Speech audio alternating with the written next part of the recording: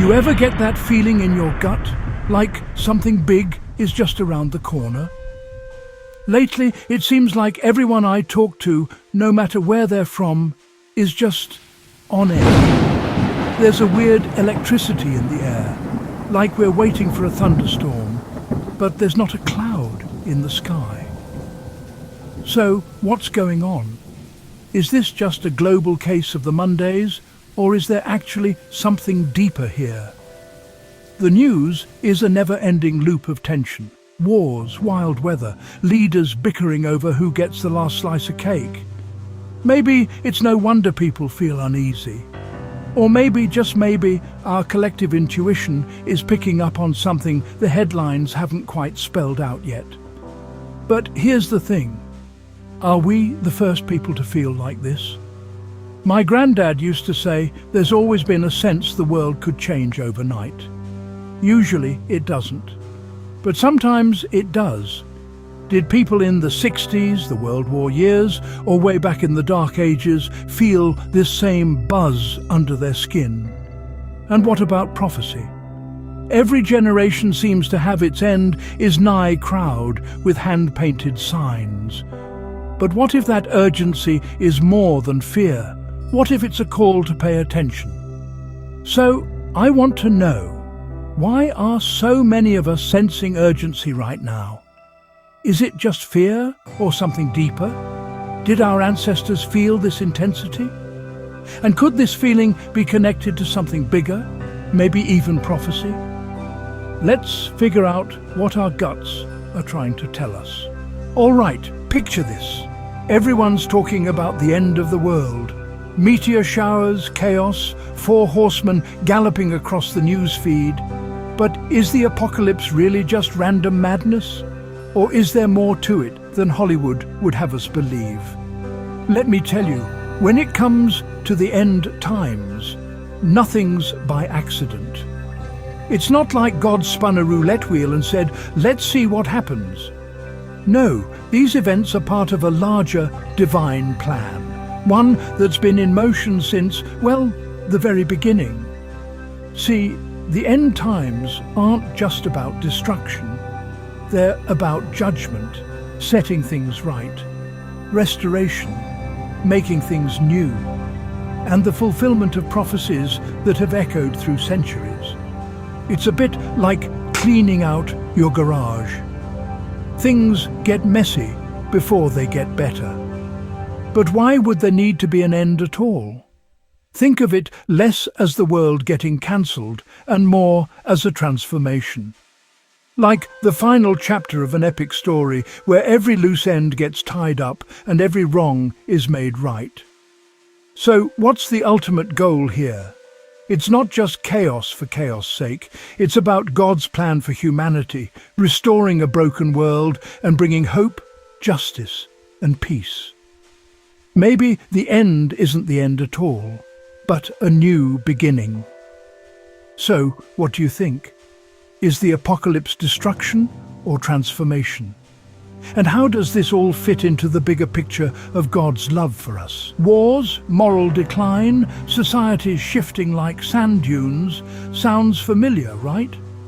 For centuries, people have pointed at these events and shouted, it's the end times. But before you start building an underground bunker, let's take a closer look. First up, wars. Every generation thinks theirs is the most chaotic. But history's pretty clear. Wars have always been humanity's favorite pastime. From ancient empires to the world wars, conflict isn't exactly new on the timeline. Then there's moral decline. You ever read old Roman letters? They complained about kids these days ruining everything. Sound familiar? Societies always think their values are slipping away, but somehow civilization keeps rolling along. Now, spiritual drift. People worry about faith fading out, but honestly, religion's been evolving for millennia. Sometimes it's center stage, sometimes it's backstage, but it never quite leaves the building. So are these signs really new? Not exactly. What makes this generation different isn't the signs themselves, but the speed and scale.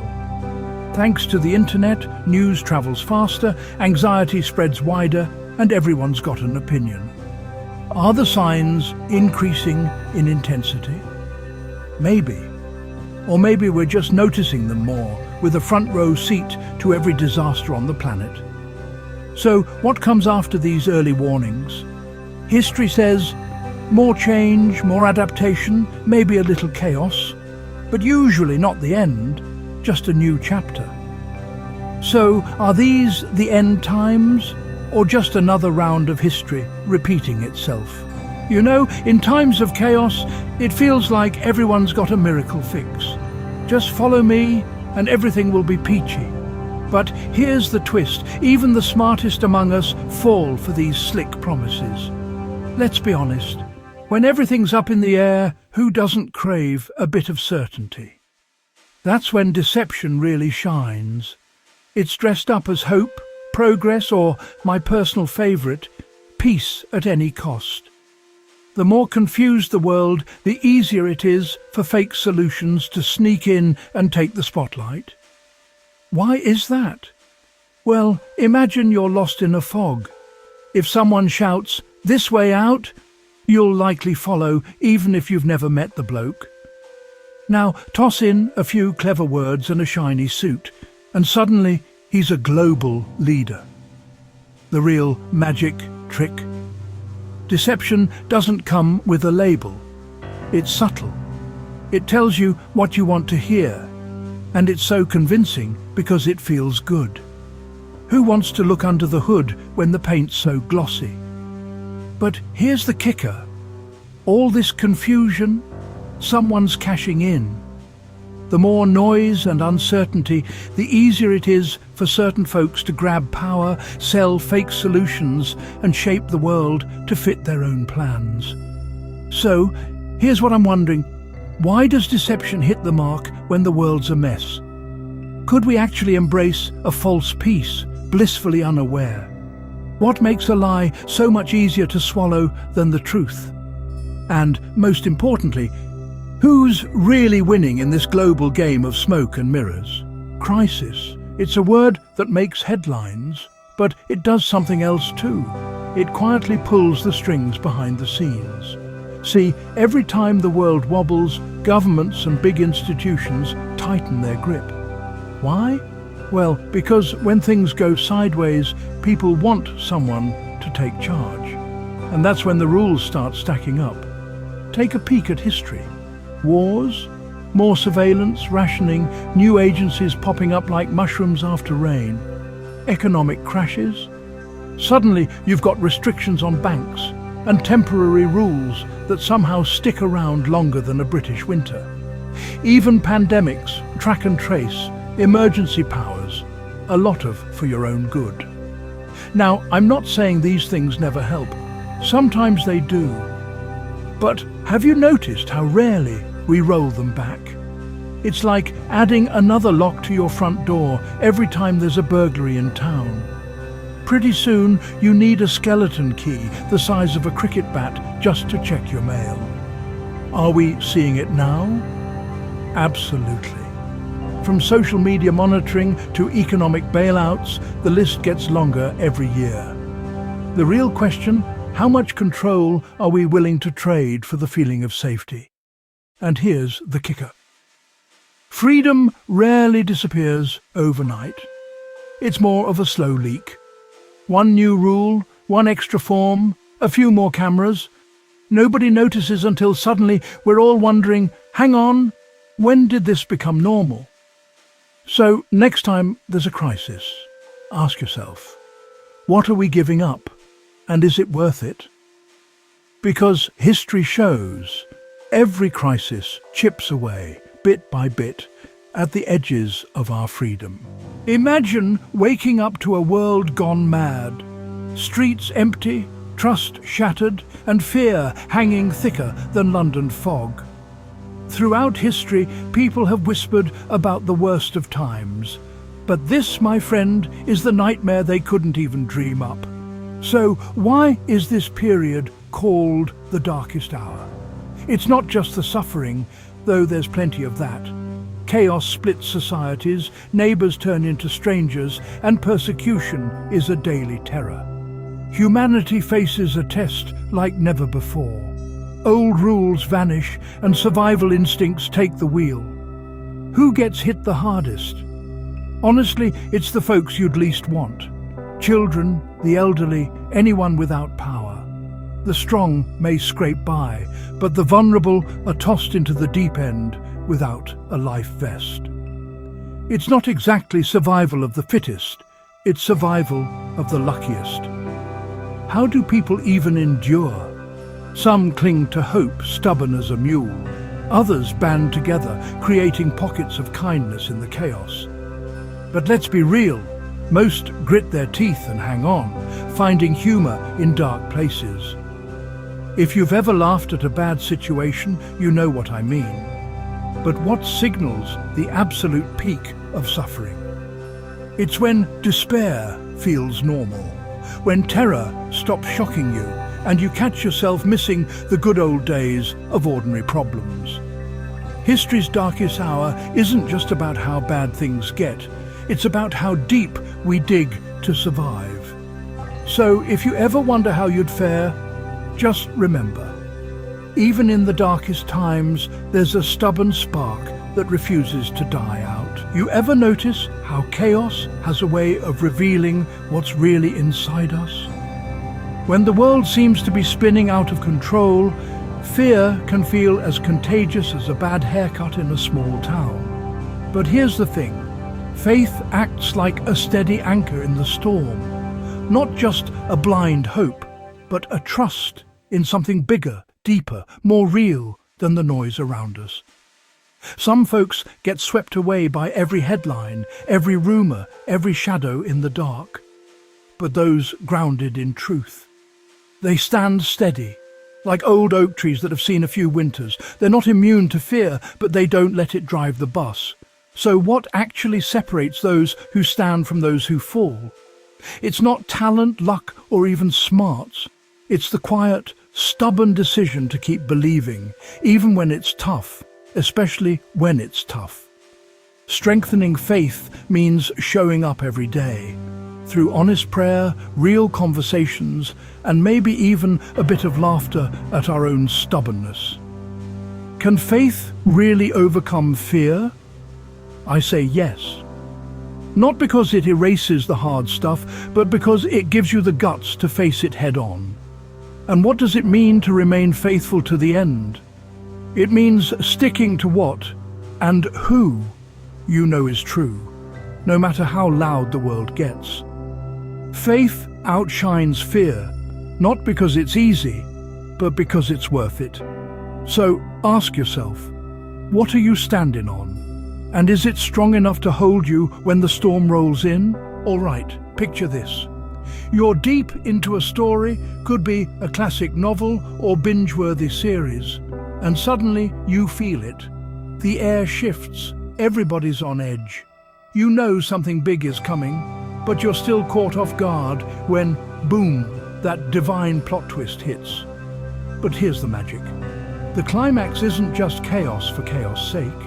It's when all those tangled storylines finally collide and fate itself seems to pull the strings. So, what triggers this game-changing moment? Usually, it's desperation. Someone's at rock bottom, hope's in short supply, and then, out of nowhere, divine intervention crashes the party. Like Gandalf showing up at dawn or that miracle goal in overtime. Unpredictable, yet it feels inevitable. And how does the world react? Pandemonium, honestly. Some characters are stunned, some cheer, others scramble to make sense of it all. Imagine dropping a cat into a room full of rocking chairs. That's the vibe. Now, is it sudden or expected? Well, if you've been paying attention, the signs are there. Foreshadowing, little hints.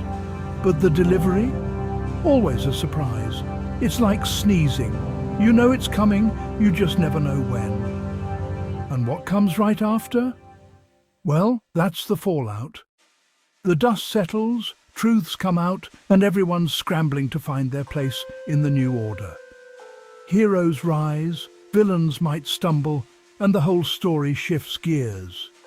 So, next time you're at the edge of your seat, waiting for that twist, just remember, it's the moment everything changes. All right, let's talk about the end. Not the kind in disaster movies with fireballs and people running in slow motion. No, I mean the real end, the one everyone whispers about in prophecy. What if I told you that the end isn't just doom and gloom, but a doorway to something breathtaking? You see, prophecies don't just shout it's all over. They're more like, hang on, there's more. According to ancient wisdom, endings are just plot twists in the story of humanity. When the dust settles, there's restoration. Think justice served, broken things mended, and lost hope found again. Restoration isn't just about fixing what's broken. It's about making it better than before. Imagine a world where the wounds you carry finally heal, and the scales of justice tip in the right direction. So, who actually wins when all this starts? That's the twist. It's not just the chosen few. Prophecy hints that restoration is for anyone ready to embrace it. Yes, even that neighbor who always parks in your spot. Now, should you fear the end or try to understand it?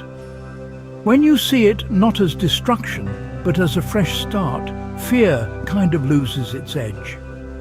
Suddenly, the end looks more like a sunrise. So, what does this change for us today? Maybe it means we live with less fear and more hope. Maybe we look at endings, big or small, not as losses, but as the start of something new. So, are you ready for a new beginning? You ever get that feeling that something's just off in the world? Like there's a sense we're hurtling towards some big finish, except nobody handed me the script. And let's be honest, if this is the end times, I'd at least want a spoiler alert. But here's the thing. These so-called end times aren't just a random string of disasters or bad news headlines. There's actually a purpose behind all the chaos, something bigger, woven into a divine plan. Let's start with the signs. Wars, moral confusion, the world turning upside down, sound familiar? It's like ticking boxes on an apocalyptic bingo card. Then there's the rise of deception. Everybody's got the answer, but somehow things keep getting messier.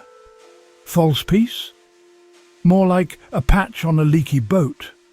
And just when you think it can't get any tighter, bam, global control. Systems close in, freedoms shrink, and before you know it, it's the Great Tribulation. That's not just a bad day, it's the main event where faith is put to the test. But here's where it flips. Divine intervention steps in and everything changes. Judgment comes, but so does restoration, a reset no human could pull off. So, looking at all this, it's not just about knowing the timeline. It's about knowing where you stand in it. Are you just watching the show? Or are you part of the plot? If you knew time was running out, would you do anything differently? When it all unfolds, will you recognize what's happening or will you miss it? Because this story isn't over yet.